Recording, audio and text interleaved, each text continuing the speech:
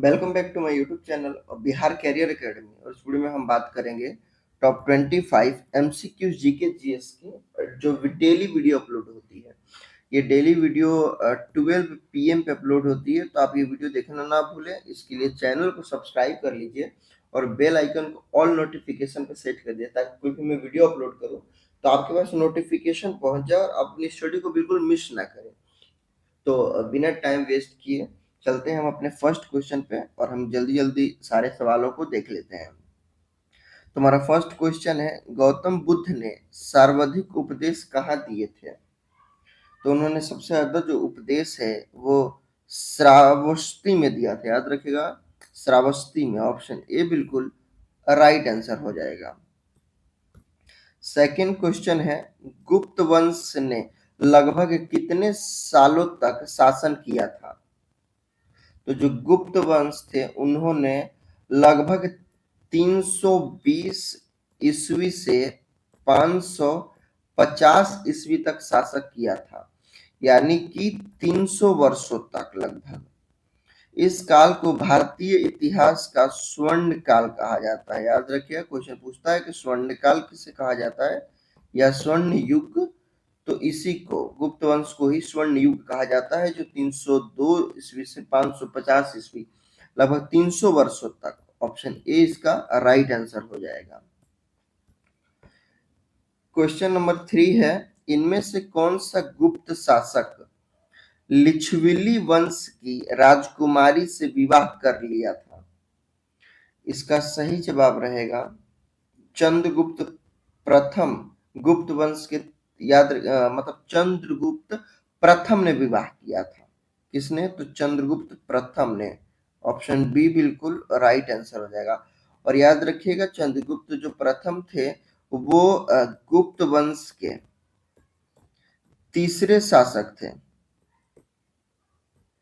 गुप्त वंश के तीसरे शासक थे। उन्होंने ही अपने वैवाहिक संबंधों और विजयों के जरिए अपने राजवंश की शक्ति को प्रतिष्ठात किया और बढ़ाया था।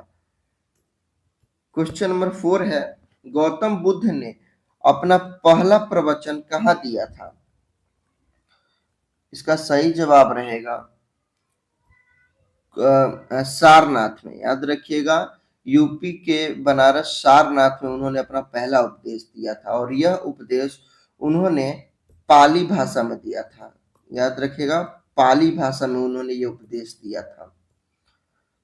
क्वेश्चन, इसका ऑप्शन बी बिल्कुल राइट आंसर हो जाएगा। क्वेश्चन नंबर 5 है, महरौली जो दिल्ली में है के लौह स्तंभ में कौन सा शासक के विषय के बारे में जानकारी प्राप्त होती है? इसका सही जवाब रहेगा चंद्रगुप्त द्वितीय। दिल्ली का जो उस लोह है, स्तंभ है, उसमें चंद्रगुप्त द्वितीय के बारे में जानकारी मिलती है। ऑप्शन बी बिल्कुल राइट आंसर हो जाएगा। क्वेश्चन नंबर 6 है, जनपद की जानकारी मिलती है, कहाँ से मिलती है हमें जनपद की जानकारी? तो इसका सही जवाब है बौद्ध साहित्यों से जनपद की जानकारी मिलती है, यानी कि ऑप्शन बी बिल्कुल राइट आंसर रहेगा। क्वेश्चन 7 रहेगा हमारा, गौतम बुद्ध का जन्म कहाँ हुआ था? तो ये क्वेश्चन मैं बहुत पहले भी करा चुका हूँ। गौतम बुद्ध का जन्म नेपाल के, याद रखिएगा, नेपाल देश के लुम्बिनिया में हुआ था। लुम्बिनी, याद रखिएगा, लुम्बिनी। इसको हम ऐसे लिख सकते हैं, लुम्बिनी में हुआ था। लुम्बिनी कपिल वस्तु के पास स्थित एक प्रसिद्ध उद्यान है, और यह जगह अब बौद्ध तीर्थ स्थल है। याद रखिएगा, यह जो जगह है अब बौद्ध का तीर्थ स्थल बन गया है। ऑप्शन बी बिल्कुल राइट आंसर हो जाएगा। क्वेश्चन नंबर 8 है, प्रारंभिक जैन साहित्य किस भाषा में लिखा गया था? जो प्रारंभिक जैन साहित्य था वो अर्धमगधी में लिखा गया था। याद रखिएगा, अर्धमगधी में लिखा गया था। अर्धमगधी प्राकृतिक भाषा का एक रूप है। ये किस भाषा का एक रूप है? तो याद रखिएगा, प्राकृतिक भाषा का एक रूप है। जैन धर्म के लोग अपने पवित्र साहित्यों को आगाम आगाम कहते हैं। याद रखिएगा, आगम कहते हैं। ऑप्शन सी बिल्कुल राइट आंसर हो जाएगा। क्वेश्चन नंबर 9 है, भारतीय सेना दिवस हर वर्ष कब मनाया जाता है? तो पहले हम ये जान लेते हैं कि इस दिन को मनाने का वजह क्या होता है, मकसद। तो इस दिन को मनाने की जो वजह होती है वह 15 जनवरी, याद रखिएगा 15 जनवरी 1949 को फील्ड मार्शल के एस करियप्पा, याद रखिएगा के एस करियप्पा ने भारतीय सेना के पहले कमांडर इन चीफ के तौर पर पदभार संभाला था। ये कौन थे? तो याद रखिएगा कमांडर इन चीफ के पदभार को संभाला था, इसीलिए 15 जनवरी को हर वर्ष भारतीय सेना दिवस मनाया जाता है। ऑप्शन डी बिल्कुल राइट आंसर हो जाएगा इस क्वेश्चन का। क्वेश्चन नंबर 10 है, राणा प्रताप सागर बांध किस नदी पर बनाया गया है? तो राणा प्रताप सागर बांध चंबल नदी पर बना है, याद रखिएगा। और जो इसकी बांध की जो लंबाई है, मतलब सॉरी ऊंचाई है इसकी, वो 53.8 मीटर यानी कि 117 फीट ऊंचा है। यह एक गुरुत्वीय चिनाई बांध है, याद रखिएगा, जो भारत के कहाँ स्थित है? तो राजस्थान में स्थित है। राजस्थान में यह बांध स्थित है, राजस्थान के रावत भाटा में, रावत भाटा में स्थित है, चंबल नदी पर। ऑप्शन ए बिल्कुल राइट आंसर हो जाएगा। और अगर आपको डैम रिवर से डेडिकेटेड वीडियो चाहिए तो हमने इस पे एक फुल वीडियो बनाया है, जिसमें रिवर और डैम से रिलेटेड जितने भी इंपॉर्टेंट मोस्ट इंपॉर्टेंट एग्जाम के लिए क्वेश्चन होंगे वो सभी उसमें शामिल किया है हमने। तो उस वीडियो का आई बटन पे क्लिक करके राइट साइड में देख लीजिए, अदरवाइज डिस्क्रिप्शन में उसका लिंक है, आप वहां से भी से जाके देख सकते हैं। आते हैं अपने टॉपिक पे, बढ़ते हैं नेक्स्ट क्वेश्चन की तरफ। क्वेश्चन नंबर 11 है, दूरबीन का आविष्कार किसने किया था? तो ये बहुत विवादित क्वेश्चन है और इसका आज भी क्लियर कोई आंसर नहीं है, लेकिन फिर भी बहुत लोग गैलीलियो ऑप्शन में लगाते हैं, बट ऐसा नहीं है, क्योंकि गैलीलियो ने दूरबीन से ग्रहों को सबसे पहले देखा था, ना कि दूरबीन को बनाया था। यूज करना, उससे ग्रहों को देखना और दूरबीन को मैन्युफैक्चर करना अलग बात होती है। तो आप ये एकदम क्लियर रखिएगा। आप कोई भी टीचर से पढ़िएगा तो 10 में से 8 टीचर आपको गैलीलियो ही बताएंगे, बट ऐसा नहीं होता। इसका सही जवाब हो जाएगा हैंस लिपर्सी हो जाएगा। ऑप्शन सी बिल्कुल राइट आंसर हो जाएगा, हैंस लिपर्सी। याद रखिएगा, ये कहाँ के रहने वाले थे? तो ये नीदरलैंड के रहने वाले थे। कहाँ के? तो नीदरलैंड। यह नीदरलैंड के ये एक लेंस निर्माता थे, ये लेंस बनाते थे और ये इसके इसीलिए इसके आविष्कारक माने जाते हैं। ऑप्शन सी बिल्कुल राइट आंसर हो जाएगा।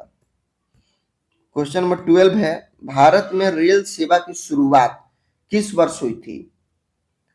तो भारत में रेल सेवा की शुरुआत 1853 में हुई थी। देश की जो पहली ट्रेन चली थी वो लगभग 170 साल पहले, यानी कि 16 अप्रैल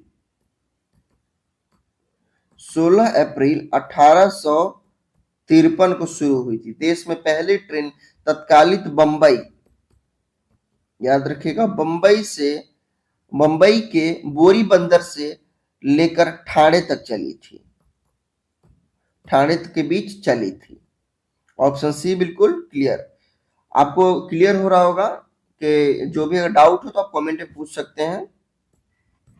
क्वेश्चन नंबर 13 है, कारगिल युद्ध के सबसे बड़े हीरो कौन थे? तो कारगिल युद्ध के जो सबसे बड़े हीरो थे वह कैप्टन विक्रम बत्रा थे। ऑप्शन ए बिल्कुल राइट आंसर हो जाएगा। क्वेश्चन नंबर 14 है, भारत का पहला महिला विश्वविद्यालय है। तो भारत का पहला महिला विश्वविद्यालय SNTD महिला विश्वविद्यालय है। इसकी स्थापना साल 1916 में हुई थी। इस विश्वविद्यालय की जो स्थापना थी वो महर्षि डॉक्टर धोड़ो, याद रखिएगा, डॉक्टर धोड़ो केशव कर्वे ने की थी। क्वेश्चन नंबर 15 है, भारत का प्रथम महिला विश्वविद्यालय कहाँ स्थापित हुआ था? तो यह मुंबई में स्थापित हुआ था, याद रखिएगा, ऑप्शन सी बिल्कुल राइट आंसर हो जाएगा। क्वेश्चन नंबर 16 है, एशियाई खेलों में स्वर्ण पदक प्राप्त करने वाली पहली भारतीय महिला कौन थी? तो पहली भारतीय महिला कमलजीत संधू थी, ऑप्शन ए बिल्कुल राइट आंसर हो जाएगा। क्वेश्चन नंबर 17 है, माउंट एवरेस्ट पर चढ़ने वाली पहली भारतीय महिला कौन थी? तो माउंट एवरेस्ट की चोटी पर चढ़ने वाली पहली भारतीय महिला बछेंद्री पाल थी, ऑप्शन सी बिल्कुल करेक्ट आंसर हो जाएगा। क्वेश्चन नंबर 18 है, भारतीय रिजर्व बैंक की उप गवर्नर बनी प्रथम भारतीय महिला कौन थी? जो प्रथम भारतीय महिला गवर्नर बनी थी, उप गवर्नर, उनका नाम जे.के. उद्देशी था और जो उनका कार्यकाल था 10 जून से 10 जून 2003 को शुरू हुआ था और 12 अक्टूबर 2005 तक चला था। इनका टोटल कार्यकाल 2 ईयर का था। क्वेश्चन नंबर 19 है, प्रथम महिला लोकसभा अध्यक्ष कौन थी? इसका सही जवाब रहेगा मीरा कुमारी, ऑप्शन सी बिल्कुल राइट आंसर हो जाएगा। क्वेश्चन नंबर 20 है, भारत का सबसे पहला गृह मंत्री कौन थे? भारत के सबसे पहले गृह मंत्री सरदार वल्लभ भाई पटेल जी थे, ऑप्शन सी बिल्कुल राइट आंसर हो जाएगा। क्वेश्चन नंबर 21 है, भौतिक विज्ञान में नोबेल पुरस्कार पाने वाले प्रथम भारतीय, इसका सही जवाब है सीवी रमन, जिन्हें मैथमेटिक्स में मिला था। याद रखिए, मैथमेटिक्स और भौतिक विज्ञान के क्षेत्रों में इन्हें यह पुरस्कार 1930 में मिला था, यानी ऑप्शन ए बिल्कुल राइट आंसर हो जाएगा। क्वेश्चन नंबर 22 है, चिकित्सा में नोबेल पुरस्कार पाने वाले प्रथम भारतीय, यानी मेडिकल में जो फर्स्ट नोबेल पुरस्कार भारतीय को मिला है, वो उनका नाम था डॉक्टर हरगोविंद खुराना। इन्हें यह पुरस्कार 1968 में मिला था, यानी कि ऑप्शन सी बिल्कुल राइट आंसर रहेगा। क्वेश्चन नंबर 23 है, अर्थशास्त्र में नोबेल पुरस्कार पाने वाले प्रथम भारतीय, यानी इकोनॉमिक्स में जिन्हें मिला था, उनका नाम अमर्त्य सेन था। याद रखिएगा, अमर्त्य सेन, ऑप्शन बी बिल्कुल राइट आंसर हो जाएगा। और इन्हें यह पुरस्कार 1998 में मिला था, 1998 ईस्वी में। क्वेश्चन नंबर 24 है, भारत में निम्न में से किस राज्य में पुरुषों की संख्या स्त्रियों से कम है, यानी मेल की संख्या फीमेल से भी कम है? इसका सही जवाब रहेगा केरल, ऑप्शन सी बिल्कुल राइट आंसर हो जाएगा, केरल। क्वेश्चन नंबर 25 है, भारत में सबसे ऊंचा बांध भाखड़ा किस नदी पर बना है? सबसे ऊंचा बांध भाखड़ा बांध है, वो किस नदी पर बना है? इसका सही जवाब रहेगा सतलुज नदी पर बना है। यह जो है वह हिमाचल